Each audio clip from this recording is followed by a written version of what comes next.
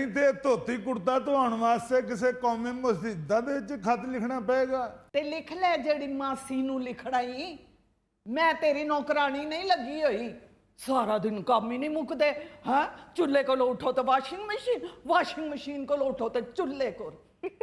अच्छा भाई ना तो मैं भोले को धो लेना। आहो, भोला ही ते तेरे कपड़े धोवेगा। वो तो रात का घर भी नहीं आया, उन्हें तो खाना भी डेरे ते मंगवा ले। एक तो तेरे इस लाडले पुत्र ने मेरा लहू सकाया, जदों दिल करदा बांदर वांगू रुस के डेरे ते चल जांदा है। ते मैं जहेज च ते नहीं सा लेके आई, तुहाडा ही पुत्र है तो पूरा गया भी तुहाडे ही ते ही है। और मैं तो कम तो कदी चूं भी नहीं सी कीती, ये हर दूसरे दिन रट्टा पा के बैठा हुंदा। मैं कोई बगानी विआह के नहीं आई, सारा मनु पता है किन्ने तुसी कामे सो। तुहाडा ते बिस्तर ही डेरे ते हुंदा सी। अल्लाह बख्शे मासी नू, तुसी भी बथेरा सताया है ओनू। हाय हाय। ओए इन्हें सिर्फ मासी नू ही नहीं सताया, इन्हें ते ताए नू भी बथेरा सताया है। बल्कि इन्हें ते महल्ले वाले नू भी बड़ा सताया है। बल्कि महल्ले वाले नू भी छड्डो, स्कूले उस्तादां नू बड़ा सतांदा ही ये ते। एवें ते नहीं सी हर दूजे दिन इहनू छितरवाई दे। ਇਹ ਤੇ ਸਕੂਲੇ ਨਾ ਜਾਣ ਹੱਥੋਂ ਡੇਰੇ ਤੇ ਨਸ ਜਾਂਦਾ ਹੁੰਦਾ ਸੀ। ਅੱਜ ਜਿਵੇਂ ਆਪਣਾ ਭੋਲਾ ਨਹੀਂ ਸਕੂਲੋਂ ਨਸਿਆ ਤੇ ਡੇਰੇ ਤੇ ਰਹਿਣ ਲੱਗ ਪਿਆ। ਇਹ ਪਿਓ ਵੀ ਇਹਦਾ ਬਿਲਕੁਲ ਭੋਲੇ ਵਰਗਾ ਹੀ ਸਹੀ। सुन लिया जे, भोला किदे ते गया है? अखे तेरा लाडला पुत्र है। ਅੱਲਾ ਮਾਫੀ ਦੇ, ਭੋਲਾ ਵੀ ਕੁਝ ਨਹੀਂ, ਇਹ ਤੇ ਗੱਲਾਂ ਦਾ ਗਾਲੜ ਸਹੀ। ਐਵੇਂ ਮੁੰਡਿਆਂ ਦੀਆਂ ਗੱਲਾਂ ਚ ਆ ਕੇ ਤੇ ਸਕੂਲੋਂ ਨਸ ਜਾਣਾ ਤੇ ਉਹ ਖੂਹ ਵਾਲੇ ਚੌਂਕ 'ਚ ਜਾ ਕੇ ਉੱਥੇ ਬਾਬੇ ਬਹਿ ਕੇ ਪਾਸ਼ਾ ਖੇਡਣ ਦੇ ਹੁੰਦੇ ਸਨ। ਬਜ਼ੁਰਗਾਂ 'ਚ ਨਿੱਕਾ ਜਿਹਾ ਬਹਿ ਕੇ ਤੇ ਖੇਡਣ ਲੱਗ ਪੈਂਦਾ ਸੀ। ਉਹ ਮਾਸਟਰਾਂ ਨੂੰ ਪਤਾ ਲੱਗਣਾ ਉਹਨਾਂ ਅਬਦਰ ਰਹੀਮ ਨਹੀਂ ਆਇਆ, ਉਹਨਾਂ ਫਿਰ ਸਾਨੂੰ ਕਹਿਣਾ ਉਹ ਜਾਓ ਉਹਨੂੰ ਚੁੱਕ ਲਿਆਓ ਅਬਦਰ ਰਹੀਮ ਨੂੰ, ਉੱਥੇ ਹੀ ਖੂਹ ਵਾਲੇ ਚੌਂਕ 'ਚ ਬੈਠਾ ਹੋਣਾ। ਚੱਲ ਛੱਡ ਵੀ ਦੇ। ਉਹਦੇ ਛੱਡ ਹੀ ਆਉਂਦੇ ਸਾਂ, ਸਾਡੇ ਕੋਲੋਂ ਕਦੋਂ ਚੁੱਕਿਆ ਜਾਂਦਾ ਸੀ। ਅਸਾਂ ਆ ਕੇ ਮਾਸਟਰਾਂ ਨੂੰ ਕਹਿਣਾ ਕਿ ਮਾਸਟਰ ਜੀ ਇਹ ਸਾਡਾ ਕੰਮ ਨਹੀਂ ਜੀ, ਉਹਨੂੰ ਚੁੱਕ ਕੇ ਲਿਆਣਾ। ਇਹ ਤੇ ਚੌਧਰੀਆਂ ਦੇ ਮੁੰਡੇ ਨੂੰ ਕਹੋ ਟਰਾਲੀ ਲੈ ਕੇ ਜਾਵੇ। ਭਾਜੀ ਛੱਡੋ ਇਹਨਾਂ ਗੱਲਾਂ ਨੂੰ, ਇਹ ਦੱਸੋ ਚਾਹ ਪੀਓਗੇ ਕਿ ਲੱਸੀ ਲਿਆਵਾਂ? ਉਹ ਲੱਸੀ ਤੇ ਸਵੇਰੇ ਪੀਤੀ ਹੈ ਗੜਵਾ ਭਰ ਕੇ ਭੈਣ ਮੇਰੀ, ਇਹ ਚਾਹ ਹੀ ਲੈ ਆ। ਅੱਛਾ ਭਾਜੀ, ਮੈਂ ਹੁਣੇ ਲਿਆਈ। ਬੱਲੇ, ਹੁਣ ਕਿ ਚੁੱਲ੍ਹੇ ਉੱਤੇ ਛਾਂ ਆ ਗਈ ਹੈ ਜਾਂ ਗਰਮੀ ਦਾ ਮੌਸਮ ਗੁਜ਼ਰ ਗਿਆ? ਉਹ ਮੈਂ ਮੰਗੀ ਸੀ ਤਾਂ ਬੋਲਣ ਲੱਗ ਪਏ ਕਿ ਇੰਨੀ ਗਰਮੀ ਦੇ ਵਿੱਚ ਚਾਹ ਪੀਂਦੇ ਹੋ। ਹਾਂ, ਉਦੋਂ ਦੇ ਦਿੰਦੀ ਤੇ ਤੁਸੀਂ ਭਾਜੀ ਨਾਲ ਫੇਰ ਚਾਹ ਮੰਗਣੀ ਸੀ। ਡਾਕਟਰ ਨੇ ਤੁਹਾਨੂੰ ਚਾਹ ਪੋਤੀ ਪੀਣ ਤੋਂ ਮਨਾ ਕੀਤਾ ਹੈ। ਹਾਏ। ਡਾਕਟਰ ਨੇ ਤਾਂ ਟੈਨਸ਼ਨ ਲੈਣ ਤੋਂ ਵੀ ਮਨਾ ਕੀਤਾ ਹੈ, ਉਹ ਦੇਣ ਤੋਂ ਤੇ ਤੂੰ ਨਹੀਂ ਮੁੜਦੀ। ਉਹ ਛੱਡ ਦੇ ਭਰਜਾਈ, ਇਹਨੇ ਕਿੱਥੇ ਡਾਕਟਰ ਦੇ ਕਹਿਣ ਤੇ ਮਨਾ ਹੋਣਾ ਹੀ। ਇਹ ਤੇ ਆਪਣੇ ਪਿਓ ਦੀ ਗੱਲ ਨਹੀਂ ਸੁਣਦਾ ਹੁੰਦਾ। ਹਾਏ। ਪਿਓ ਸਾਰੀ ਜ਼ਿੰਦਗੀ ਇਹਨੂੰ ਕਲਪਦਾ ਰਿਹਾ, ਉਹ ਨਾ ਜਾਇਆ ਕਰ ਮੌਤ ਦੇ ਖੂਹ ਤੇ, ਉੱਥੇ ਡਾਂਸ ਵੇ ਗੰਡਰ ਜਾਂਦਾ ਹੈ। ਇਹਨੇ ਸਾਰੇ ਦੁੱਧ ਦੇ ਪੈਸੇ ਉੱਥੇ ਉਜਾੜ ਛੱਡਣੇ ਨੇ, ਪਿਓ ਦੀ ਨਹੀਂ ਸੁਣੀ। ਪੁੱਤਰ ਨੂੰ ਇੰਜ ਦਰਸ ਦਿੰਦਾ ਜਿਵੇਂ ਆਪ ਬੜਾ ਨੇਕੂਕਾਰ ਸੀ। ਉਹ ਕੱਲ ਦਾ ਫੇਰ ਇਹਦੀ ਗੱਲਾਂ ਤੋਂ ਅੱਕ ਕੇ ਡੇਰੇ ਟੁਰ ਗਿਆ ਹੈ। ਹਾਏ। ਹੁਣ ਕੀ ਹੋਇਆ, ਕਾਦਲੀ ਡੇਰੇ ਤੇ ਟੁਰ ਗਏ ਆ ਭੋਲਾ? ਉਹ ਤੇ ਮੇਰਾ ਖਿਆਲ ਹੈ ਬੱਕਰ ਮੰਡੀ ਮਾਲ ਵੇਚਣ ਨਹੀਂ ਸੀਗੇ। ਆਹੋ ਗਿਆ ਸੀ। ਉਹਦੇ ਉੱਥੇ ਕੋਈ ਫਰਾਡ ਫਰੂਡ ਤੇ ਨਹੀਂ ਕਰਾਇਆ। ਉਹ ਬੱਕਰ ਮੰਡੀ ਤੇ 100 ਬੰਦਿਆਂ ਚੋਂ 80 ਜਿਹੜੇ ਨੇ ਫਰਾਡੀਏ ਹੁੰਦੇ ਨੇ। ਹਾਏ। ਇਹਨੂੰ ਕਿਸੇ ਫਰਾਡੀਏ ਦੀ ਜ਼ਰੂਰਤ ਨਹੀਂ, ਇਹੋ ਜਿਹੇ ਬੇਵਕੂਫ ਆਪਣੇ ਪੈਰਾਂ ਉੱਤੇ ਆਪ ਹੀ ਕੁਹਾੜੀ ਮਾਰ ਲੈਂਦੇ ਨੇ। ਓਏ ਅਫਲਾਤੂਨ ਸਾਹਿਬ ਕੁਝ ਦੱਸੋਗੇ ਵੀ ਸਹੀ, ਹੋਇਆ ਕੀ ਏ? ਓਏ ਇਹਨਾਂ ਨੇ ਕੀ ਦੱਸਣਾ ਤਾਇਆ ਜੀ ਤੁਹਾਨੂੰ, ਕੁਝ ਵੀ ਕਰੋ ਇਹਨਾਂ ਨੇ ਗਲਤੀਆਂ ਹੀ ਕਰਨੀਆਂ ਹੁੰਦੀਆਂ। ਕੋਈ ਕੰਮ ਵੀ ਕਰ ਲਓ, ਕੋਈ ਕੰਮ ਵੀ ਕਰ ਲਓ, ਇਹਨਾਂ ਨੂੰ ਪਸੰਦ ਹੀ ਨਹੀਂ ਆਉਂਦਾ। ਹਾਏ। ਉਹ ਕਿਉਂ ਐਵੇਂ ਬੱਚਿਆਂ ਦੇ ਖੱਤੇ ਪਿਆ ਰਹਿਣਾ? ਉਹ ਪਿਓ ਬਣ, ਔਲਾਦ ਦੀ ਸੱਸ ਨਾ ਬਣ। ਉਹ ਜੀ ਸੱਸ ਵੀ ਏਡੀ ਕਪੱਤੀ ਨਹੀਂ ਹੁੰਦੀ ਜਿੱਡਾ ਆਬੇ ਨੇ ਘਰ ਕਪੱਤ ਪਾਇਆ ਹੁੰਦਾ। ਬਿਸਮਿल्ला ਬਿਸਮਿल्ला, ਮੇਰਾ ਪੁੱਤਰ ਆਇਆ। ਰੋਟੀ ਵੀ ਖਾਧੀ ਹੋ ਕਿ ਨਹੀਂ? ਕਿੱਥੋਂ ਖਾਣੀ ਸੀ ਮਾਂ, ਪਿੰਡ 'ਚ ਕਿਹੜੀ ਪੀਜ਼ਾ ਸ਼ਾਪ ਹੈ? ਉਹ ਛੱਡ ਪੁੱਤਰ, ਪੀਜ਼ਾ ਕਾਹਦੇ ਲਈ ਖਾਣਾ ਹੀ, ਘਰੋਂ ਮਿਸੀਆਂ ਰੋਟੀਆਂ ਖਾਓ। ਉਹ ਬੜੀਆਂ ਖਾ ਲੀਆਂ ਤਾਇਆ ਜੀ ਇਹਨਾਂ ਦੀਆਂ ਰੋਟੀਆਂ, ਰੋਟੀ ਦੀ ਵਜ੍ਹਾ ਤੋਂ ਤਾਂ ਬੇਇੱਜ਼ਤੀ ਕਰਦੇ ਨੇ। ਹਾਂ ਬਸ ਵੀ ਕਰ। ਚਲੋ ਠੀਕ ਹੈ ਮਾਂ ਜੀ, ਫਿਰ 2 ਪਰੌਂਠੇ ਤੋਂ ਵੱਧ ਨਾ ਬਣਾਉਣਾ। ਮੈਂ ਹੁਣੇ ਬਣਾ ਕੇ ਲਿਆਈ। ਪੁੱਤਰ ਨਾਲ ਹੁਣ ਫੇਰ ਕਪੱਤ ਖੋਲ ਕੇ ਨਾ ਬਹਿ ਜਾਣਾ। ਉਹ ਨਹੀਂ ਕੁਝ ਕਹਿੰਦਾ ਭਾਈ ਇਹਨੂੰ, ਤੂੰ ਰੋਟੀ ਦੇ, ਨਾਲੇ ਇਹਨੇ ਖੜਾ ਮੇਰੀ ਮੰਨਣੀ ਹੈ। ਇੱਕ ਵਾਰ ਮੈਨੂੰ ਦੱਸ ਦੇ ਕਿ ਮੈਂ ਆਬੇ ਨੂੰ ਕਿਉਂ ਬੁਰਾ ਲੱਗਣਾ ਵਾ। ਪੁੱਤਰੇ ਤੇ ਫਿਰ ਸਾਰੇ ਪਿੰਡ ਨੂੰ ਪੁੱਛਣਾ ਪੈਣਾ। ਤਾਇਆ ਪਿੰਡ ਨੂੰ ਮਾਰ ਗੋਲੀ, ਤੂੰ ਮੈਨੂੰ ਦੱਸ ਕੇ ਅੱਬੇ ਨੂੰ ਕਿਹੜੀ ਗੱਲ ਪਸੰਦ ਤੇ ਕਿਹੜੀ ਨਹੀਂ ਪਸੰਦ, ਇੱਕ ਵਾਰ ਦੱਸ ਦੇ ਤਾ, ਇੱਕ ਵਾਰ ਦੱਸ ਦੇ, ਇੱਕ ਵਾਰ। ਉਹ ਖਲੋ ਜਾ ਡਰਾਮੇ ਬਾਦਾ, ਤੂੰ ਪਿਓ ਨਾਲੋਂ ਵੀ ਬਹੁਤਾ ਤੇਜ਼ ਏ। ਪੁੱਤਰ ਇਹ ਤੇ ਮੈਨੂੰ ਨਹੀਂ ਪਤਾ ਇਹਨੂੰ ਕਿਹੜੀ ਚੀਜ਼ ਨਹੀਂ ਪਸੰਦ, ਤੇ ਪਸੰਦ ਇਹਨੂੰ ਦੋ ਹੀ ਚੀਜ਼ਾਂ ਸਨ ਜਿਹੜੀਆਂ ਅਸਾਂ ਵੇਖੀਆਂ ਨੇ। ਜਦੋਂ ਵੀ ਮੇਲਾ ਲੱਗਾ ਇਹਨੂੰ ਜਾਂ ਮੌਤ ਦਾ ਖੂਹ ਬੜਾ ਚੰਗਾ ਲੱਗਦਾ ਹੈ ਜਾਂ ਬਾਲੀ ਜੱਟੀ ਬੜੀ ਚੰਗੀ ਲੱਗਦੀ ਸੀ। ਪਿਓ ਦੇ ਪੈਸੇ ਚੋਰੀ ਕਰ ਕਰਕੇ ਬਾਲੀ ਜੱਟੀ ਤੇ ਸੁੱਟ ਆਂਦਾ ਸੀ। ਉਹ ਚੁੱਪ ਕਰ ਜਾ ਮੇਰੀ ਜਾਨ ਦਿਆ ਦੁਸ਼ਮਣਾ, ਜੇ ਤੇਰੀ ਉਸ ਭੂਆ ਨੇ ਸੁਣ ਲਿਆ ਨਾ ਤੇ ਉਹਨੇ ਮੇਰੀ ਜਾਨ ਨਹੀਂ ਛੱਡਣੀ। ਬਸ ਫਿਰ ਤਾਂ ਹੀ ਮੇਰੇ ਮਗਰ ਪਏ ਰਹਿੰਦੇ ਨੇ ਕਿ ਬਾਲੀ ਜੱਟੀ ਮਰ ਗਈ। ਐਵੇਂ ਬਕ ਬਕ ਨਾ ਕਰ, ਤੂੰ ਹਰ ਚੰਗਾ ਮਾੜਾ ਕੰਮ ਕਰੇ ਤੇ ਮੈਂ ਤੈਨੂੰ ਕੁਝ ਨਾ ਕਵਾਂ। ਉਹ ਕਿਹੜਾ ਮਾੜਾ ਕੰਮ ਕਰ ਆਇਆ, ਜਾਣ ਵੀ ਦੇ। ਇਹ ਹੁਣ ਤੂੰ ਮੈਨੂੰ ਆਪ ਦੱਸਣ ਦੇ ਅਸੇ ਕਿ ਬੱਕਰ ਮੰਡੀ ਗਏ ਅਸੀਂ ਮਾਲ ਵੇਚਣ ਵਾਸਤੇ। ਕਾਮਾ ਪੁੱਤਰ ਏ ਤੇਰਾ ਹੀਰੇ ਵਰਗਾ, ਤੇ ਐਵੇਂ ਉਹਨੂੰ ਹਰ ਵੇਲੇ ਹੀ ਝਾੜਦਾ ਰਹਿਣਾ। Yeah. ਤਾਇਆ ਵਾਕਈ ਮੈਂ ਹੀਰੇ ਵਰਗਾ? ਉਹ ਪੁੱਤਰ ਤੇਰਾ ਦਿਲ ਰੱਖਣੇ ਆ। ਉਹ ਭਾਈ ਇਸ ਕੋਏ ਨੂਰ ਦੇ ਹੀਰੇ ਨੂੰ ਨਾਲ ਹੀ ਲੈ ਜਾ, ਮੈਨੂੰ ਨਹੀਂ ਚਾਹੀਦਾ ਇਹੋ ਜਿਹਾ ਹੀਰਾ। ਆ ਵੇਖ ਲਾ ਅੱਬਾ ਫਿਰ ਸ਼ੁਰੂ ਹੋ ਗਈ। ਤਾਇਆ ਤਾਇਆ ਤੂੰ ਮੈਨੂੰ ਦੱਸ, ਤੂੰ ਵੀ ਉਦੋਂ ਇੱਥੇ ਹੀ ਸੀ ਜਦੋਂ ਮੈਂ ਬੱਕਰੇ ਖਰੀਦ ਕੇ ਲਿਆਇਆ ਸਾਂ? ਉਦੋਂ ਅੱਬੇ ਨੇ ਕਿਹਾ ਸੀ ਕਿ ਨਹੀਂ ਕਿ ਤੂੰ ਇਹਨਾਂ ਨੂੰ ਭਾਵੇਂ ਵੇਚ ਦੇ ਤੇ ਭਾਵੇਂ ਰੱਖ ਲਾ, ਮੇਰਾ ਕੋਈ ਤਲਕ ਨਹੀਂ ਇਸ ਗੱਲ ਨਾਲ। ਆਹੋ ਮੈਨੂੰ ਚੰਗੀ ਤਰ੍ਹਾਂ ਯਾਦ ਏ, ਬਲਕਿ ਇਹ ਤੇ ਕਦੀ ਕੁਰਬਾਨੀ ਵਾਲਾ ਜਾਨਵਰ ਵੀ ਪਹਿਲੇ ਨਹੀਂ ਖਰੀਦਦਾ। ਦੋ ਤਿੰਨ ਵਾਰੀ ਮੈਂ ਆਖਿਆ ਘਰ 2-3 ਮਹੀਨੇ ਪਹਿਲੇ ਕੋ ਡੰਗਰ ਲੈ ਲਿਆ ਕਰ, ਬੱਕਰਾ ਲੈ ਲਿਆ ਕਰ, ਵਹਿੜਾ ਲੈ ਲਿਆ ਕਰ। ਅੱਗੋਂ ਆਂਦਾ ਸਾਲੀ ਚੀਜ਼ ਏ, ਸਾਹ ਆਵੇ ਨਾ ਆਵੇ ਕੀ ਲੋੜ ਏ ਐਵੇਂ ਏਡਾ ਰਿਸਕ ਲੈਣ ਦੀ।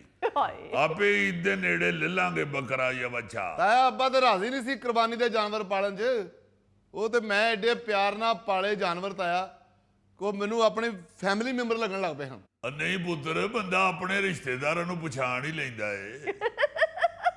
ਇੱਕ ਤੇ ਤਾਇਆ ਤੇਰੀ ਸਮਝ ਲੱਗਦੀ, ਟਰੰਪ ਨੂੰ ਕਦੀ ਕਿਹੜੀ ਗੱਲ ਕਦੀ ਕਿਹੜੀ ਗੱਲ।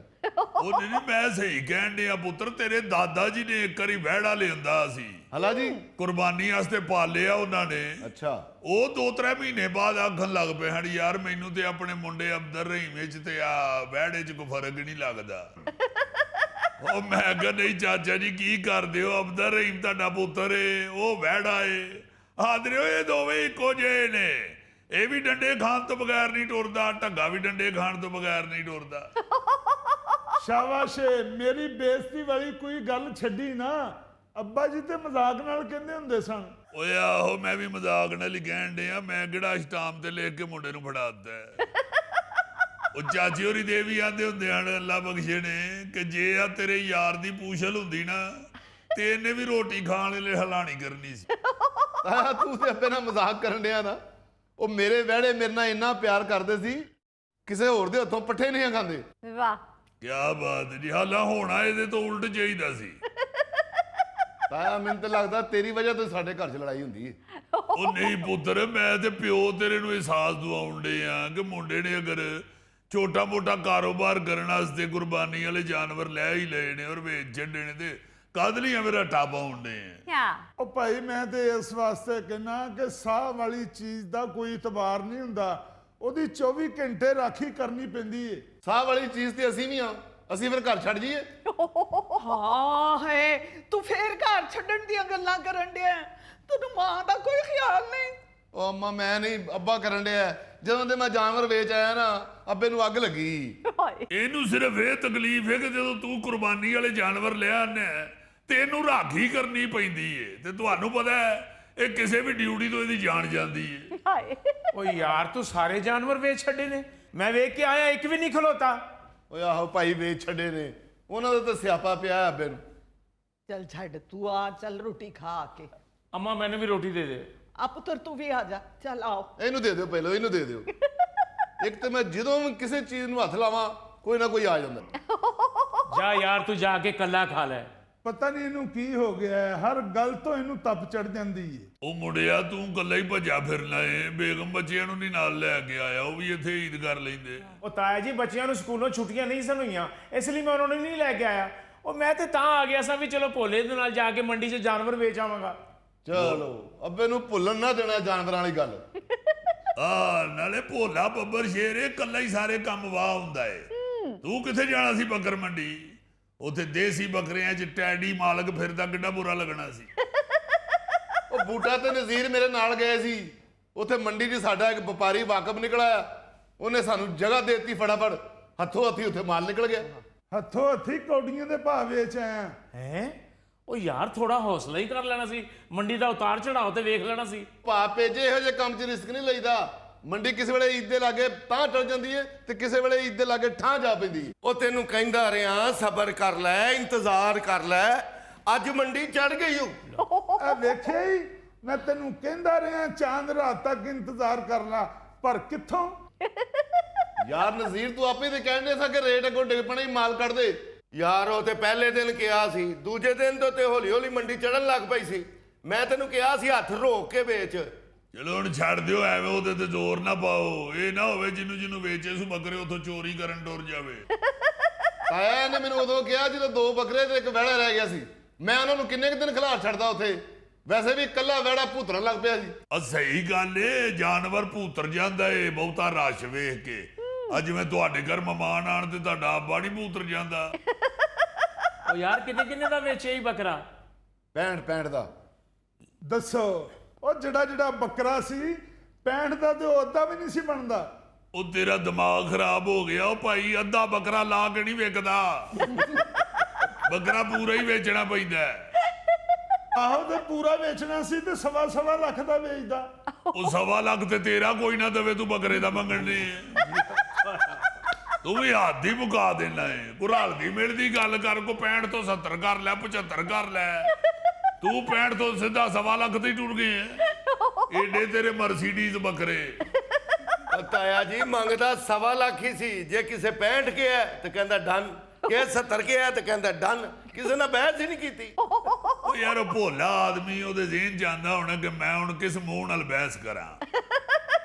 ਨਹੀਂ ਤਾਇਆ ਇਹ ਗੱਲ ਨਹੀਂ, ਅਸਲ 'ਚ ਡਨ ਲਫ਼ਜ਼ ਹੀ ਮੈਨੂੰ ਬੜਾ ਪਿਆਰਾ ਲੱਗਦਾ। ਅੱਛਾ ਜੀ। ਹਾਂ ਤਾਇਆ, ਮੈਂ ਇੱਕ ਫਿਲਮ ਵੇਖੀ, ਉਹ 'ਚ ਕਾਜਲ ਸ਼ਾਹਰੁਖ ਖਾਨ ਨੂੰ ਕਹਿੰਦੀ ਏ ਮੁਝਸੇ ਸ਼ਾਦੀ ਕਰੋਗੇ? ਉਹ ਕਹਿੰਦਾ ਡਨ। ਉਹ ਸੀਨ ਮੈਨੂੰ ਬੜਾ ਹੀ ਪਿਆਰਾ ਲੱਗਦਾ ਤਾਇਆ। ਮੈਂ ਤੈਨੂੰ ਕੀ ਦੱਸਾਂ, ਉਹ ਸੀਨ ਮੈਨੂੰ ਕਿੰਨਾ ਪਿਆਰਾ ਲੱਗਦਾ। ਤੇਰੇ ਸਦਕੇ ਜਾਵਾ ਪੁੱਤਰ, ਸਿਰਫ ਸ਼ਾਹਰੁਖ ਖਾਨ ਬਣਨ ਵਾਸਤੇ 12-13 ਲੱਖ ਰੁਪਈਆ ਰੋੜ ਆਇਆ। ਉਹ ਭਾਈ ਡਨ, ਇਹ ਵੇੜੇ ਕਿੰਨੇ ਚ ਡਨ ਕੀਤੇ ਨੇ? ਉਹ ਭਾਈ 3-2.5 'ਚ ਡਨ ਹੋਈ ਤੇ 2-3 'ਚ ਡਨ ਹੋਈ। ਉਹ ਮੰਗਦਾ ਉਹਨਾਂ ਦਾ ਵੀ 7-7 8-8 ਲੱਖ ਰਿਹਾ। ਕਿਸੇ ਨੇ 2.5 ਕਿਹਾ ਤੇ ਡਨ, ਕਿਸੇ ਨੇ 3 ਕਿਹਾ ਤੇ ਡਨ। ਲੋ ਬੱਕਰਿਆਂ ਦੇ ਰੇਟ 'ਚ ਬਹਿੜੇ ਡਨ ਕਰ ਆਏ। ਤੁਹਾਨੂੰ ਐਤਕੀ ਸ਼ਾਹਰੁਖ ਲੈ ਦੇ ਗਿਆ ਜੀ। ਓ ਯਾਰ ਐਡਾ ਭੋਲਾ ਏ ਮੇਰਾ ਇਹ ਭੋਲਾ ਯਾਰ, ਜਿਹਨੇ 65 ਦਾ ਡਨ ਕੀਤਾ ਨਾ ਉਹਨੂੰ ਕਹਿੰਦਾ ਸਿਰੀ ਮੈਨੂੰ ਦੇਣੀ ਆ, ਤੇ ਜਿਹਨੇ 70 ਦਾ ਡਨ ਕੀਤਾ ਉਹਨੂੰ ਕਹਿੰਦਾ ਲੈ ਵੀ ਇੱਕ ਰਾਣ ਮੇਰੀ ਆ ਵਿੱਚੋਂ। ਓਏ ਹੋਏ ਤੇ ਸਮਝਦਾਰੀ ਹੋਈ ਨਾ। ਅਗਰ 65 ਵਾਲਾ ਸਿਰੀ ਦੇ ਜਾਏਗਾ ਤੇ ਬੱਕਰਾ 65.5 ਦਾ ਹੋ ਗਿਆ ਨਾ। ਤੇ ਜੇ 70 ਵਾਲਾ ਰਾਣ ਦੇ ਗਿਆ ਤੇ 17 ਤੇ 75 ਹੋ ਗਏ ਨਾ। ਉਹ ਭਾਈ ਡਨ, ਪੈਸੇ ਕਿੱਥੇ ਨਹੀਂ? ਉਹ ਮੈਂ ਆਪਣੇ ਅਕਾਊਂਟ 'ਚ ਡਨ ਕਰ ਆਇਆ। ਆ ਵੇਖਿਆ ਹੀ, ਇਹ ਐਡਾ ਵੀ ਭੋਲਾ ਨਹੀਂ, ਮੇਰਾ ਪੁੱਤਰ ਹੈ, ਮੈਂ ਇਹਨੂੰ ਜਾਣਨਾ ਵਾ। ਉਹ ਮੰਡੀ ਦੇ ਕਿਸੇ ਸੁਣਾਏ ਜਾ ਰਹੇ ਨੇ ਜੀ, ਉਹ ਸੁਣਿਆ ਮੰਡੀ ਚੜ ਗਈ ਏ। ਉਹ ਮੰਡੀ ਹੈ ਕਿ ਰਾਵੀ ਹੈ, ਚੜ ਗਈ ਏ। ਜਿਹੜਾ ਹੁੰਦਾ ਮੰਡੀ ਚੜ ਗਈ, ਸ਼ੁਕਰ ਕਰ ਮੰਡੀ ਤੇਰੀ ਨਾੜ ਦੇ ਨਾਲ ਨਹੀਂ ਚੜ ਗਈ। ਹੁਣ ਆ ਕੇ ਸੁਣਾ ਦੇਣ ਡਏ ਹੋ, ਮੰਡੀ ਚੜ ਗਈ ਹੈ। ਜਦੋਂ ਉਹਦੇ ਨਾਲ ਸੀ ਉਦੋਂ ਕਿਉਂ ਨਹੀਂ ਉਹਨੂੰ ਸਮਝਾਇਆ? ਉਹ ਚਾਚਾ ਮੇਰੇ ਨਾਲ ਉੱਥੇ ਇੱਕ ਹਾਦਸਾ ਹੋ ਗਿਆ ਸੀ। ਅੱਲਾ ਖੈਰ ਕਰੇ। ਹਾਦਸਾ ਕੀ ਹੋਇਆ? ਕਿਸੇ ਡੰਗਰ ਦੇ ਸਿੰਗ 'ਚ ਫਸ ਗਿਆ ਹੈ? ਉਹ ਨਹੀਂ ਤਾਇਆ, ਇੱਕ ਗਾਹਕ ਨੂੰ ਰੱਸੀ ਖੋਲ ਕੇ ਵਹਿੜਾ ਫੜਾਉਣ ਲੱਗਾ। ਪਤਾ ਨਹੀਂ ਕੀ ਹੋਇਆ, ਵਹਿੜੇ ਨੂੰ ਉਹ ਭੂਤਰ ਗਿਆ, ਦੌੜ ਲਾਤੀ। ਤਾਇਆ ਨੇ ਕਿਤੇ ਵਹਿੜੇ ਦੀ ਰੱਸੀ ਗੁੱਟ ਨਾਲ ਲਵੇਟੀ ਸੀ। ਬਸ ਫਿਰ ਵਹਿੜਾ ਅੱਗੇ ਤੇ ਪਿੱਛੇ ਘਸੀਟਦਾ ਜਾਵੇ। ਉਹ ਲੋਕੀ ਇਹ ਸਮਝਣ ਡਏ ਕਿ ਵਹਿੜਾ ਕਿੱਲਾ ਪੁੱਟ ਕੇ ਲੈ ਗਿਆ। ਉਹ ਮੈਂ ਮਗਰ ਭੱਜਿਆ, ਉਹ ਵਹਿੜਾ ਬੜਾ ਤੇਜ਼, ਉਹ ਤੇ ਮੋਟਰਵੇ ਤੇ ਪੈ ਗਿਆ। ਐ ਮੋਟਰਵੇ ਤੇ ਚੜ ਗਿਆ? ਆਹੋ ਜੀ, ਮੇਰੀ ਤੇ ਫਿਕਰ ਹੋਰ ਵੱਧ ਗਈ। ਨਾ ਵਹਿੜੇ ਨੂੰ ਈ ਟੈਗ ਲੱਗਾ, ਨਾ ਵਹਿੜੇ ਕੋ ਪੈਸੇ ਨੇ ਟੂਲ ਪਲਾਜ਼ਾ ਤੇ ਦੇਣ ਵਾਸਤੇ। ਨਾ ਨੂੰ ਇਹ ਪਤਾ ਸੀ ਵੀ ਸਪੀਡ 120 ਦੀ ਜਗ੍ਹਾ 100 ਹੋ ਗਈ ਆ। ਬੇਟਾ ਇਹ ਵਹਿੜਾ ਮੋਟਰਵੇ ਤੇ ਚੜਿਆ ਹੀ, ਤੇਰਾ ਪਿਓ ਚੜ ਗਿਆ ਮੋਟਰਵੇ ਤੇ। ਉਹ ਤੇ ਅੱਲਾ ਭਲਾ ਕਰੇ ਕਿ ਪਿਕਅਪ ਵਾਲੇ ਨੇ ਅੱਗੇ ਪਿਕਅਪ ਖਿਲਾਰ ਕੇ ਤੈਨੂੰ ਰੋਕਿਆ। ਇਹਦਾ ਵਿਚਾਰੇ ਦਾ ਪਿੰਡਾ ਇੰਜ ਛਿੱਲਿਆ ਗਿਆ ਜਿਵੇਂ ਲੂਣ ਲਾਉਣ ਵਾਸਤੇ ਮੂਲੀ ਨਹੀਂ ਛਿੱਲੀ ਦੀ। ਓਏ ਤੇਰੇ ਨਾਲ ਜਾ ਕੇ ਮਾਲ ਵਿਕਵਾਇਆ ਏ, ਤੂੰ ਇੱਜ਼ਤਾਂ ਕਰਨ ਦੇ। ਉਹ ਪੈਸੇ ਕਿੰਨੇ ਬਣੇ ਨਹੀਂ? ਅੱਲਾ ਦਾ ਸ਼ੁਕਰ ਹੈ ਨੀਅਤ ਨਾਲ ਪਾਲੇ ਸਨ ਜਾਨਵਰ ਤੇ ਪੈਸੇ ਵੀ ਚੰਗੇ ਇਕੱਠੇ ਹੋ ਗਏ। ਬਾ ਮੇਰਾ ਯਾਰ ਥੋੜਾ ਜਿਹਾ ਹੋਰ ਇੰਤਜ਼ਾਰ ਕਰ ਲੈਂਦਾ ਨਾ ਤੇ ਪੈਸੇ ਚੰਗੇ ਲੱਭ ਜਾਣੇ ਸਨ। ਉਹ ਯਾਰ ਐਵੇਂ ਤੀਲੀ ਨਾ ਲਾ, ਹੋਰ ਕੀ ਪੈਸੇ ਲੱਭ ਜਾਣੇ ਸੀ? ਉੱਥੇ ਬੱਕਰੇ ਬੜੇ ਕੀ ਸੋਨੇ ਦੇ ਭਾਅ ਵਿਕਣੇ ਸੀ। 5 ਨਹੀਂ ਤਾਂ 10,000 ਮਿਲ ਜਾਂਦਾ, ਹੋਰ ਕੀ ਸੀ? ਉਹ ਡਬਲ ਹੋ ਜਾਣੇ ਸਨ, ਡਬਲ। ਉਹ ਡਬਲ ਕਿਸ ਤਰ੍ਹਾਂ ਹੋਣੇ ਸੀ? ਉੱਥੇ ਬੈੜੇ ਵੇਚਣ ਗਏ ਸਾਂ ਕਿ ਜੂਆ ਖੇਡਣ ਗਏ ਹਾਂ? ਐਵੇਂ ਚਵਲਾ ਮਾਰਨ ਡਿਆ।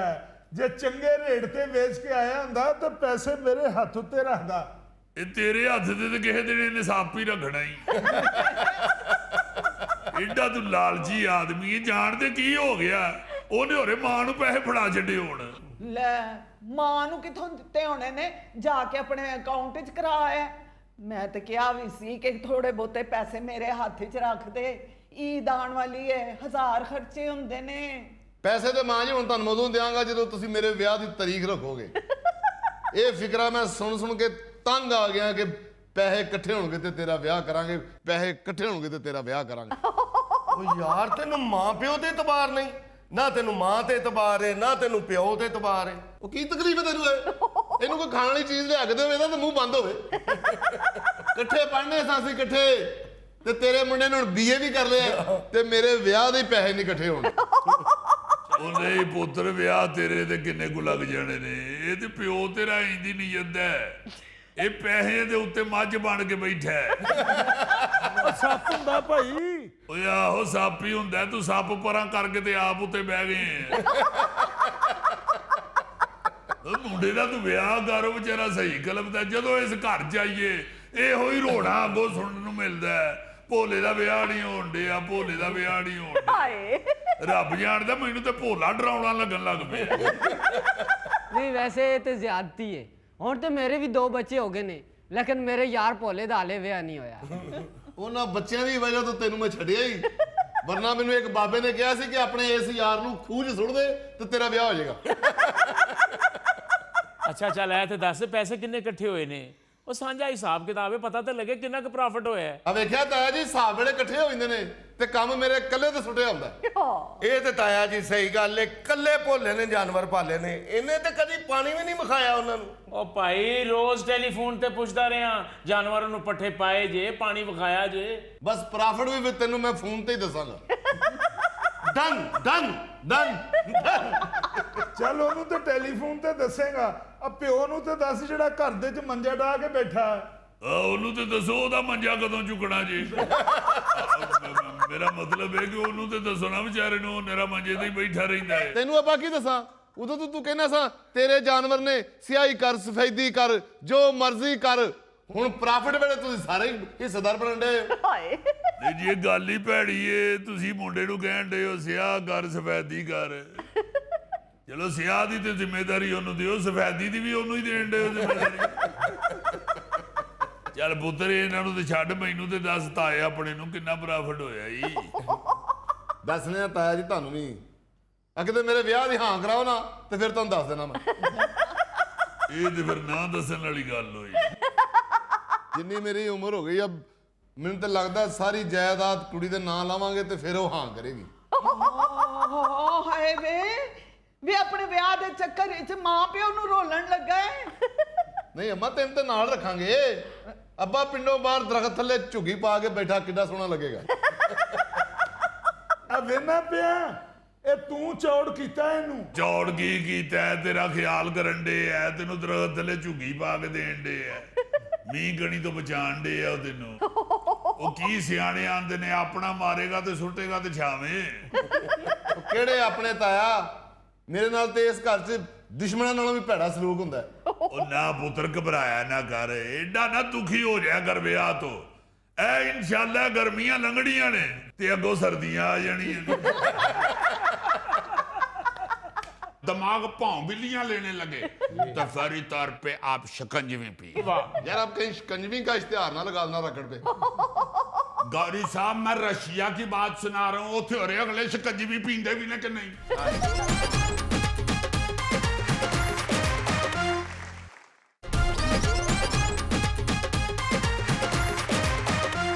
नायरीन, शायर कहता है, वे माया तेरे वेखन नू चुक ऐड राकट उत्ते लावा, वे माया तेरे वेखन नू वे लोकां पाने नोट छाप दी, वे मैं बजट खसारा बचावा, वे माया तेरे वेखन नू। ओ यार ਅਸੀਂ ਖਬਰ ਸੁਣਨ ਵਾਸਤੇ ਬੈਠੇ ਹੁੰਨੇ ਆ ਜਾਂ ਤੇਰੀ ਗੁਲੂਕਾਰੀ ਸੁਣਨ ਵਾਸਤੇ ਬੈਠੇ ਹੁੰਨੇ?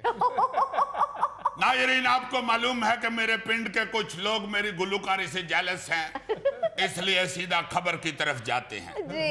रूसी खलाई एजेंसी रूस कोस्मोस ने अपने खलाई राकेटों पर इश्तहारात लगाकर 1 साल में 40 करोड़ रूबल कमा लिए। वाह वाह वाह वाह। पिछले साल रूसी पार्लियामेंट ने खलाई एजेंसी को राकेटों पर बड़े ब्रांड्स के लोगो और स्लोगन छापकर मुआवजा वसूल करने की इजाजत दे दी। रॉकेट के ऊपर इश्तिहार?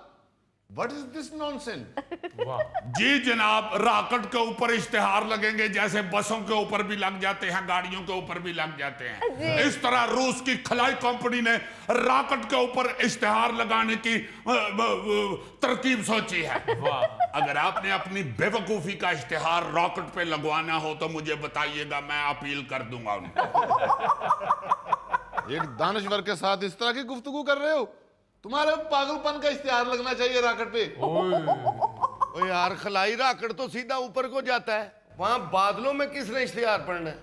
यही तो मैं उस वक्त से सोच रहा हूं कि इन्होंने कोई चीला कामानू इश्तिहार पढ़ाने, मगर चूंकि उन्होंने रॉकेट के ऊपर इश्तिहार लगाया है, इससे ये होगा कि उसकी तस्वीरें खींच के कंपनी वाले अपनी मशहूरी में दिखाएंगे कि ये देखो जरा, हमारे ब्रांड का इश्तिहार खलाई रॉकेट के ऊपर भी लगा हुआ है। वाह जी वाह। अजीजी जरा इस खबर की तफसील तो बताओ। आपने क्या अपने शटाले का इश्तिहार लगवाना है? आई एम सॉरी, तफसील इसकी कुछ यूं है, पिछले साल रूस की खलाई एजेंसी रूस कोस्मोस ने हुकूमत से बजट मांगा था। अच्छा। लेकिन वो उनको नहीं मिला, लेकिन एक मशवरा मिल गया कि अगर आप चाहें तो अपने खलाई राकेटों पर मुख्तलिफ ब्रांड्स की तशहीर करके पैसा कमा सकते हैं। अच्छा। बस फिर एजेंसी ने कहा कि फिर ऐसा है तो ऐसा ही सही। शायद उन्होंने अफसर ने नाल मुंह ते हाथ भी फेरे हुए, ये नहीं लिखा हुआ खबर के अंदर। उन्होंने पूरी तैयारी करके इस साल जनवरी से अपने खलाई राकेटों के ऊपर मुख्तलिफ ब्रांड्स के इश्तिहारात लगाए। अच्छा। और पहले साल ही उन्होंने 40 करोड़ रूबल कमा लिए। अरे वाह। ये रोबल क्या होता है? रशियन जुबान विच बिल्ली दे बच्चे नु रोबल कहते ने। अच्छा अच्छा अच्छा अच्छा। कैसा पेंडू है, वो मन भी गया है। अपाइर रोबल रशियन करेंसी को कहते हैं, जैसे हमारा रुपया है वहां पर रोबल है। ये 40 करोड़ रोबल का मतलब है 1.5 अरब रुपया। अच्छा, बाकी रही ये बात जो आपने भी की है कि खलाई राकेट तो सीधा ऊपर जाता है, तो इश्तिहारात बादलों में किसने पढ़ने हैं तो उसकी तफसील भी बता देता हूं। राकेट पर जगह और पोजीशन के हिसाब से पैसा लेके इश्तिहार पेंट किए जाते हैं। अच्छा। जैसे ये बसों के ऊपर नहीं इश्तिहार पेंट कर देते, हाँ जी, हाँ जी। इसी तरह वो राकेट के ऊपर इश्तिहार पेंट किए जाते हैं। फिर उसकी तस्वीरें बना के क्लाइंट अपनी प्रोडक्ट के ऊपर लगाता है। वाह। अच्छा। उनके टीवी इश्तिहारातों में, अपने सोशल मीडिया के प्लेटफॉर्म पे हर जगह वो शेयर करते हैं, और जो देखने वाले हैं उनकी एकदम दिलचस्पी बढ़ जाती है कि हैं खलाई राकेट दे उत्ते मायरा खान दी तस्वीर। पहले मैं भी ये खबर पढ़ के बड़ा सटपटाया, मेरा दिमाग घूम गया, मुझे गुस्सा चढ़ गया। फिर मैंने बैठ के तो 2 गिलास शिकंजवी पी। ये गर्मियों के मौसम में जब भी आपको चक्कर आने शुरू हो जाए, आपका दिमाग भौंबिलियां लेने लगे, तो फौरी तौर पे आप शिकंजवी पी। यार आप कहीं शिकंजवी का इश्तिहार ना लगा देना रॉकेट पे। गौरी साहब, मैं रशिया की बात सुना रहा हूँ, उथे अगले शिकंजवी पींदे भी ने कि नहीं। मैं तो अपनी बात कर रहा हूँ, अपनी कौम की बात कर रहा हूँ। यहाँ पे शिकंजबीन मशहूर है, हाँ, एक अच्छा कोल्ड ड्रिंक समझा जाता है। बिल्कुल।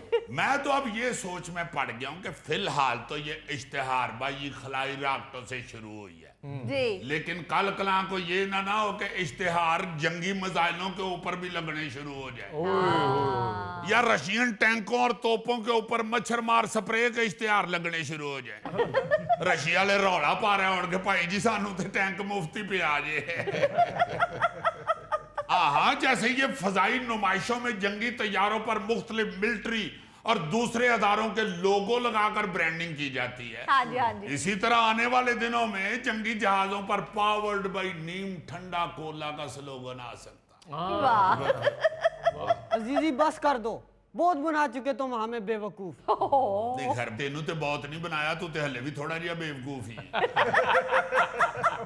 यार ये मुमकिन है भाई, जैसे मैं बता रहा हूं कि खलाई राकट पे इश्तिहार लगने शुरू हो गए हैं। जी, ये जो मुसाफिर बरदार जहाज होते हैं, हाँ जी, हाँ जी। उन पे तो अब भी मुख्तलिफ कंपनियों की तशहीर चल रही होती है।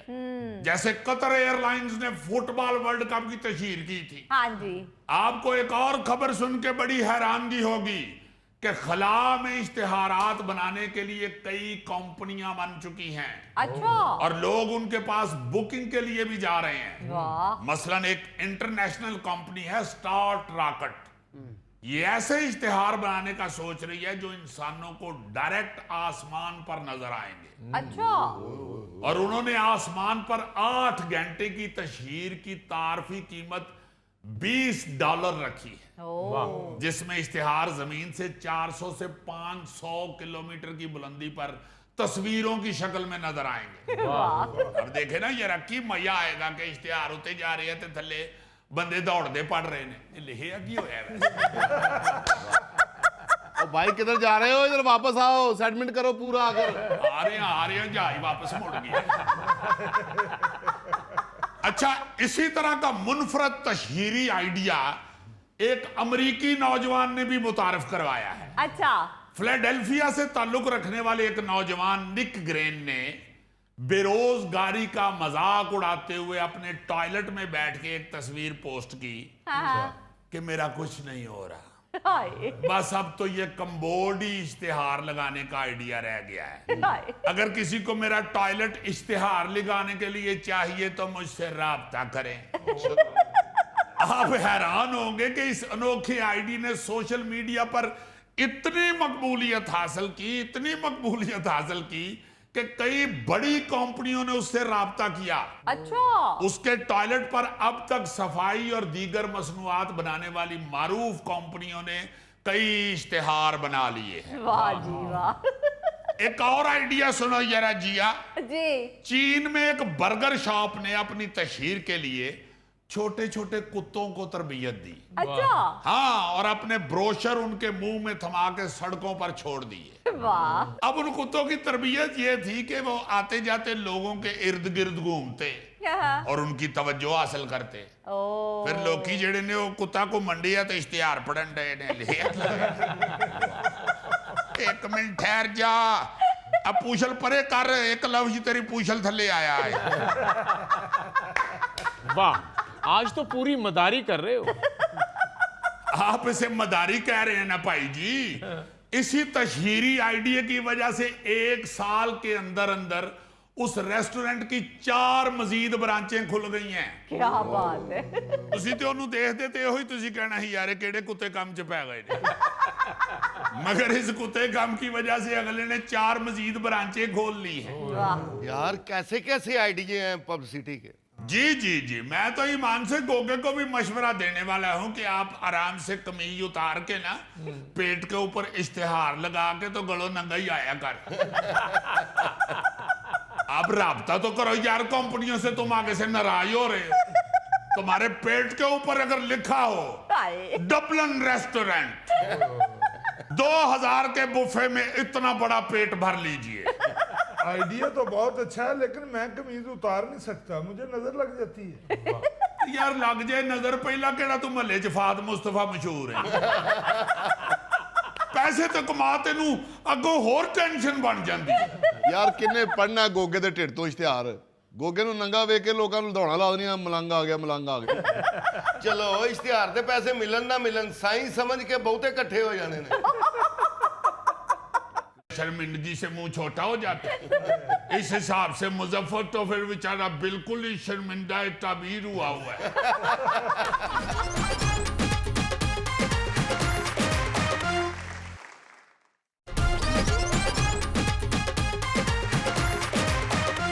जी आइए आइए। मैं माफी चाहता हूँ, असल में शर्ट बदलते हुए देर हो गई है। हाँ जी, यार आप लेट हो जाएंगे तो ट्रैफिक का क्या बनेगा?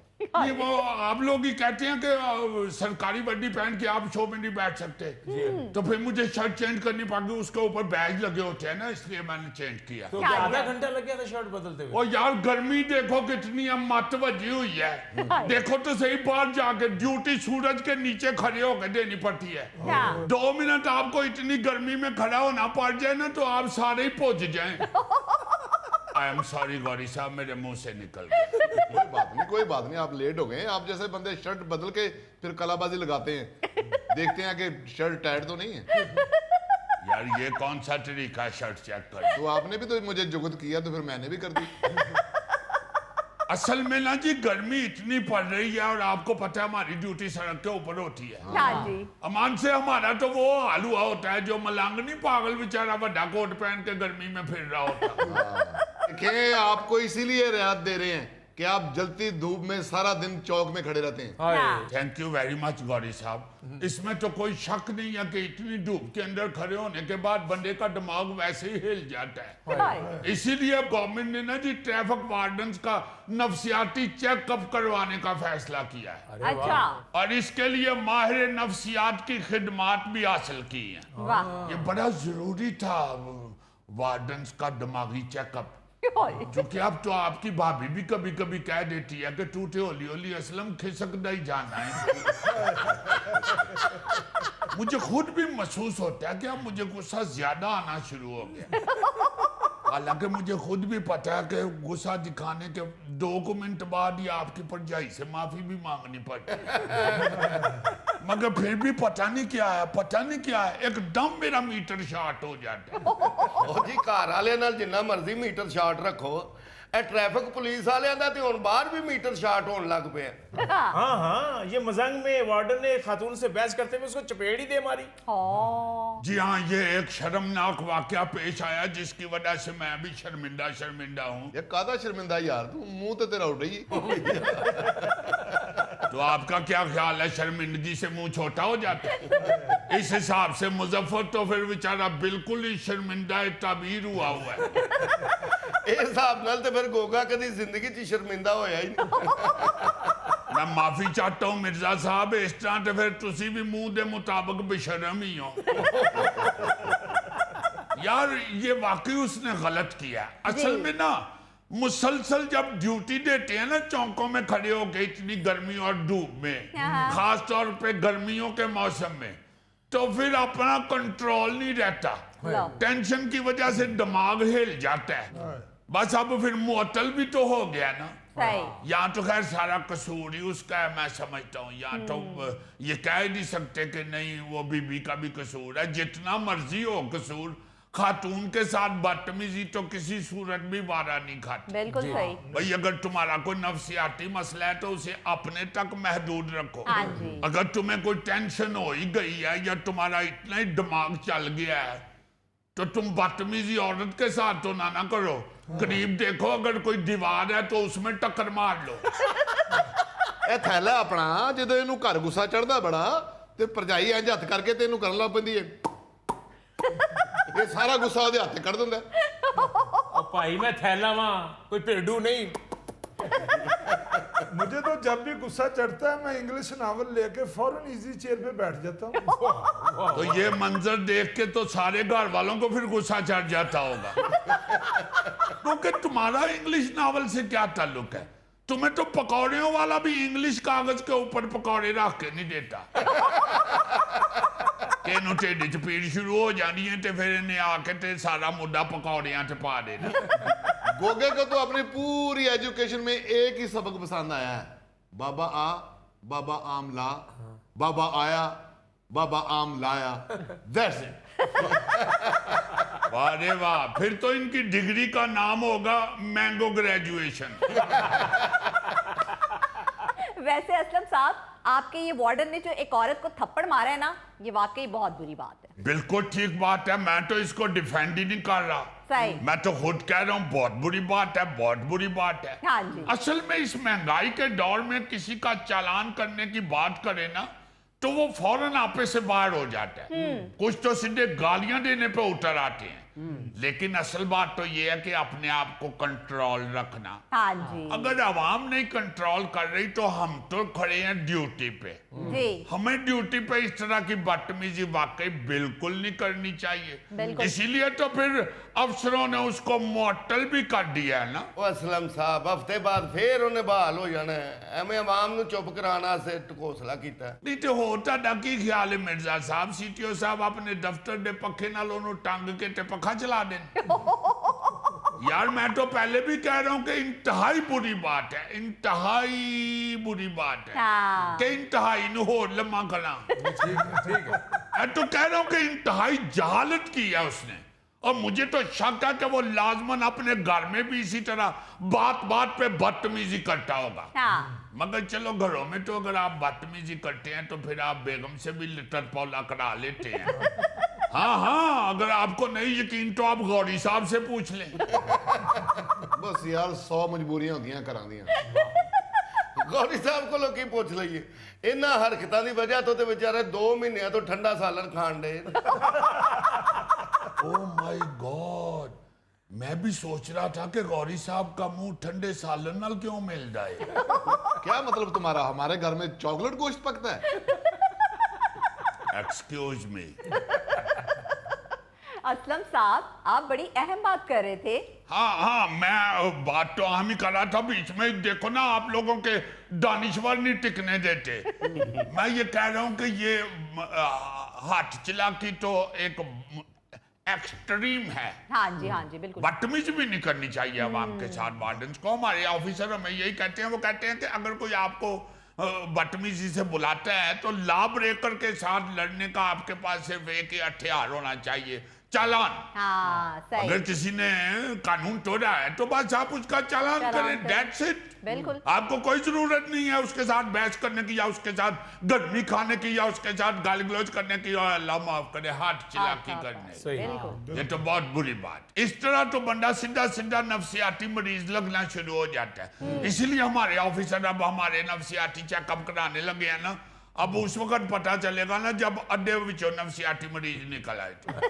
यार असलम साहब, आ माल रोड ते सही सही वार्डन खिला रहा करो ਜਿਹੜੇ ਮਰੀਜ਼ ਨਹੀਂ ਹੈਗੇ। मैं इधरों आना ਹੁੰਦਾ। सही सी खिलाड़िए करिए ताकि ਤੁਹਾਨੂੰ ਵੇਖ के फिर वो भी मरीज हो जाए। ओ भाई मैं नहीं किसी से झगड़ता, मैं चेहरे पे स्माइल रखता हूँ। वाह। ਤੇ ਫਿਰ ਨਾਲ ਚਿਹਰੇ ਤੇ ਉੱਤੇ ਕੋਈ ਲਾਈਟ ਵੀ ਲਵਾਓ ਤਾਂ ਕਿ ਸਮਾਈਲ ਨਜ਼ਰ ਵੀ ਆਵੇ। आइए नजर। गौरी साहब ऐसी स्माइल करेंगे तो वार्डन ने समझना मेरा मुंह चढ़ा रहा, वो चलान करे ही करे।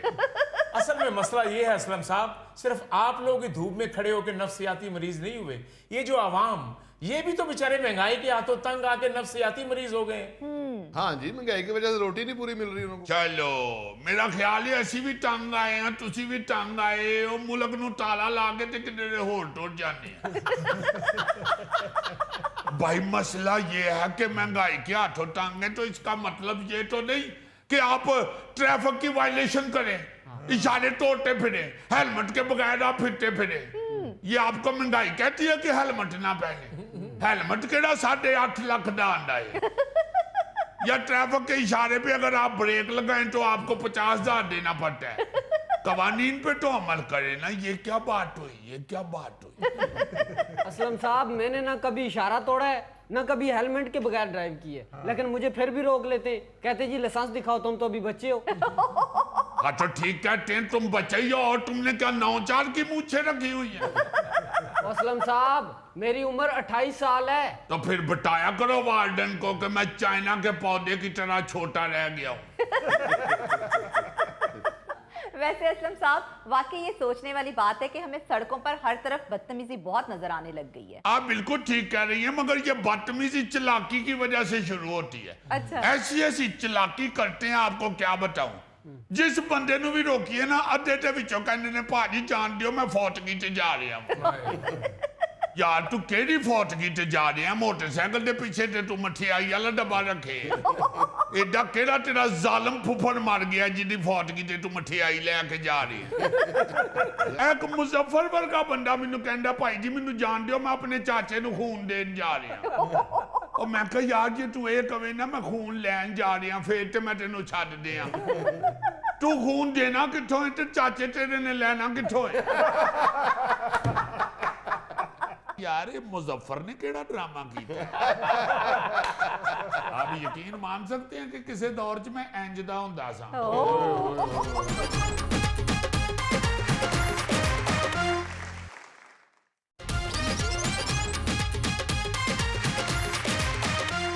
यार हम लोग अक्सर ये नौजवान नस्ल जो है हमारी जो यूथ है जी उसके हवाले से सड़ते कुड़ते रहते हैं कि ये यूथ को क्या हो गया है यूथ पढ़ाई की तरफ तवज्जो नहीं दे रही यूथ स्पोर्ट्स की तरफ नहीं ज्यादा मुतवज्जो यूथ जो है वो सारा दिन मोबाइल पे बैठी रहती है यूथ लापरवाह हो गई है बेअदब हो गई है हाँ जी मगर कभी कभी ऐसी खबर आती है कि जहन में आता है कि यार जरा नम हो तो ये मट्टी बड़ी जरखेज है साथ वाह वाह बहुत कुछ हो सकता है बच्चे ऐसे ऐसे रिकॉर्ड बनाते हैं ऐसे ऐसा रिजल्ट देते हैं एजुकेशन में स्पोर्ट्स में जी कि मैं सोचता हूं कि यार हमें सिर्फ तवज्जो की जरूरत है हाँ जी और तो हमारे बच्चे जो बाकी दुनिया के बच्चे हैं वैसे ही है ना हाँ सिर्फ तवज्जो की जरूरत है हाँ मतलब मैं एक खबर पढ़ रहा था कि गुजरांवाला की एक बच्ची है हरम रेहान जी हरम रेहान बच्ची है गुजरांवाला गवर्नमेंट कॉलेज बराए खवातीन जो है सटली टाउन में जी जी उस कॉलेज की बच्ची है हरम रेहान उसने नी स्ट्राइक में यानी घुटने से किक मारने के मुकाबले में वर्ल्ड रिकॉर्ड कायम कर दिया है हाँ हाँ जिसपे उसका नाम जो है वो गिनीज बुक का वर्ल्ड रिकॉर्ड में दर्ज हो गया वाह जी वाह इस बच्ची हरम रेहान ने 1 मिनट में 143 यानी 143 किक्के मार के भारतीय खिलाड़ी का 6 साल पुराना रिकॉर्ड तोड़ा है क्या बात है वाह ये जो भी है मैंने पहली दफा ये देखा ये यानी ये जो नी स्ट्राइक है ये क्या है जी मगर उस बच्ची ने देखा उसने मेहनत की इरादा किया उस मुकाबले के लिए तैयारी की और उसने वर्ल्ड रिकॉर्ड तोड़ दिया हाँ जी इसी तरह गुजरांवाला की एक और बेटी है महक नूर उस बच्ची ने पिछले महीने 1000 जुबानों की दस्तावेज बंदी करके गिनीज बुक का वर्ल्ड रिकॉर्ड में अपना नाम दर्ज करवाया पहले तो मैं इन दोनों बच्चियों को बहुत बहुत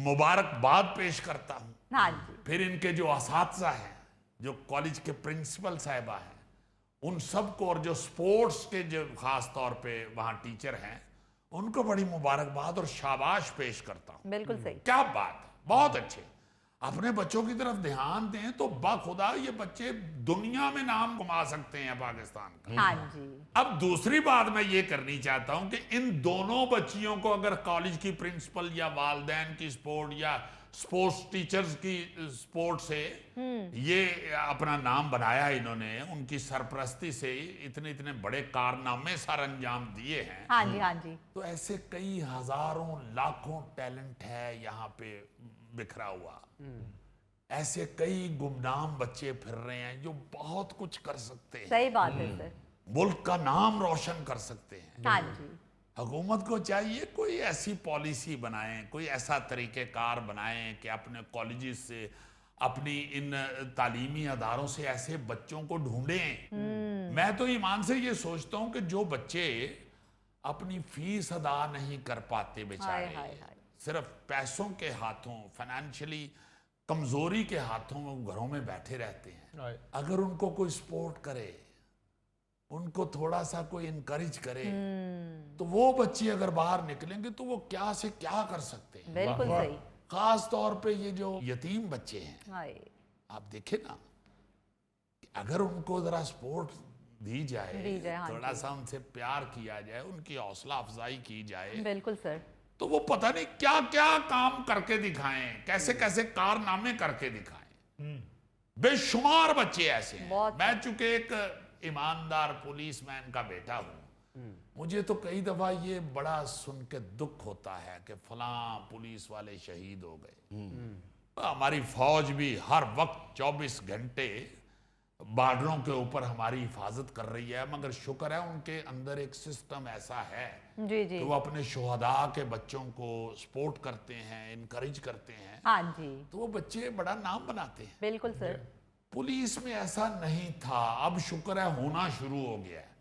अल्लाह ताला का ये शुक्र है कि अब ये लोग भी अपने शुहदा के बच्चों को और गरीब बच्चों को बड़ी मदद कर रहे हैं, बहुत उनको अच्छी। अपने पाँव पे खड़ा कर रहे हैं। सही। इससे पहले मैंने कई पुलिस एहलकारों की बेवाओं को अपने बच्चों की पढ़ाई और शादी के खर्चे के लिए अर्जियां लिख के तो ये पुलिस के दफ्तरों में खज्जल होते हुए देखा हुआ है। हाय। मगर अब शुक्र है कि इन बच्चों की तरफ भी तवज्जो की है हुकूमत ने। जी अभी पिछले दिनों मैं खबर पढ़ रहा था कि ये जो फैसलाबाद है वहाँ के आरपीओ जो हैं, आई थिंक सोहेल सुखेरा साहब, जी जी उन्होंने अपने शुहदा के अहले खाना को बेहतरीन तिब्बी सहूलत के लिए मुख्तलिफ अस्पतालों के साथ मुआहदे किए हैं। वाह खास तौर पर शुहदा और सर्विस के दौरान वफात पाने वाले पुलिस वालों की फैमिलीज के लिए स्पेशल ट्रीटमेंट के मुआहदे किए। सही।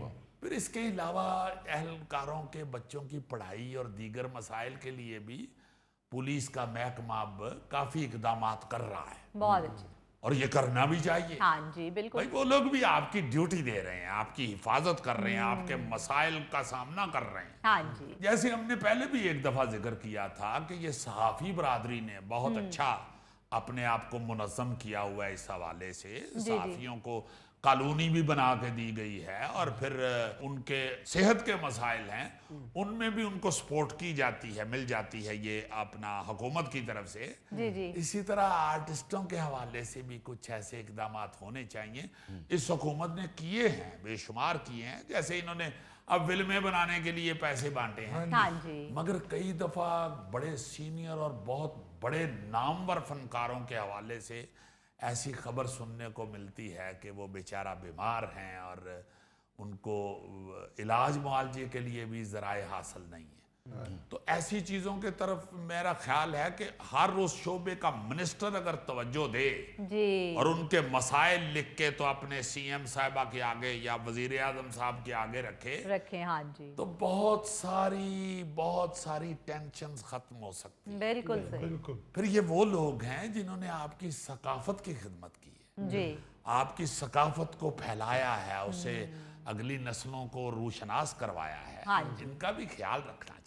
बिल्कुल। अच्छा, यहाँ ये भी मैं बताता चलूं कि जब भी ऐसी बात होती है या कोई आर्टिस्ट बेचारा पर्सनली कोई अपील करता है अपने इलाज मुआवजे के लिए, जी जी तो पब्लिक में ये इंप्रेशन जाता है जी कि ये मांगते ही रहते हैं।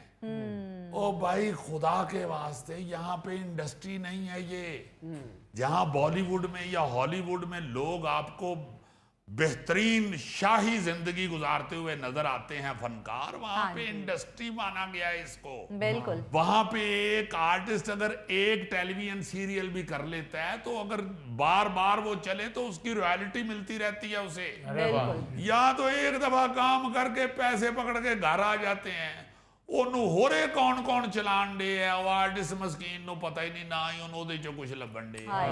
अच्छा, आप ये देखें कि ये पुराने दौर में ये रॉयल्टी मिलती थी, टेलीविजन भी देता था, रेडियो भी देता था। बिल्कुल जी बिल्कुल जी अब नहीं, वो खत्म हो चुकी है। खत्म हो गई। वो हुआ कुछ यूं था कि आर्टिस्टों की ना जी फीस में से पैसे कम कर दिए गए, आधे कर दिए गए। अच्छा हम लोगों ने उस वक्त शोर किया, मैं उस वक्त पीटीवी का हिस्सा था। इस्लामाबाद में एमडी साहब ने बुला के मैं कहा जी कि आपने ये जो हड़ताल की है या रौला डाला है, आप इसे खत्म करें, हम आपकी फीस दोबारा उतनी ही कर देते हैं। सही। उन्होंने फीस उतनी ही कर दी और रियलिटी खत्म कर दी। ओहो। देखो ना जरा क्या चालाकी की उस वक्त के एमडी साहब ने। हाँ उन लोग किया एक कारी ड्रामा करके ते घर टुर जाते ने ते चैनलों दी मौजां लगी। हाय। यार, ये सोशल मीडिया पे हमारे पुराने ड्रामों के क्लिप्स इतने चलते हैं, हमें पता ही नहीं। मैं कहता हूँ जी, इतने पुराने क्लिप चलते हैं कि बंदा अपने आप को नहीं पछाणदा। मैं अपना एक ड्रामा देख रहा तो ਉਹਦੇ ਵਿੱਚ मैं गौर नाल वेख रहा कि यार ये मुजफ्फर ने केड़ा ड्रामा किया। आप यकीन मान सकते हैं कि किसी दौर च मैं इंज दा हुंदा सा। नाजरीन, ये था आज का हस्बे हाल। इंशाल्लाह आपसे फिर मुलाकात होगी, तब तक के लिए अल्लाह हाफिज।